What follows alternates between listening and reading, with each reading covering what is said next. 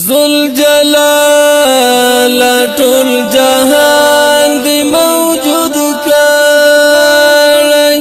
لاندې زمکه پاس اسمان دی موجود کړی لا آدم او لا حوا ندی پیدا کړل مختلف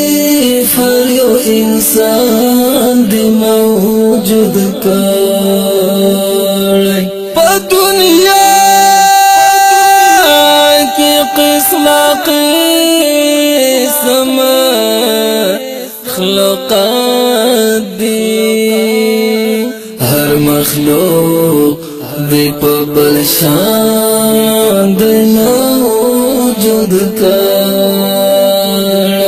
حیوانات و نباتات دی تسبیح وائی یہ سبحان ہر سنا خوان دی موجود کړی رنگا رنگا حشرات کا جمادات دی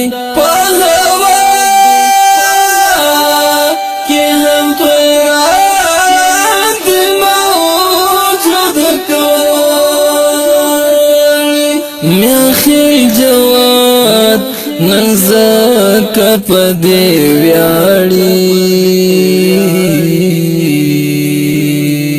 دانزک مسلمان دی موجود کړی میاخی جواد ننزک پدی ویاڑی دانو زکا مسلمان دی موجود کړی زکا مسلمان دی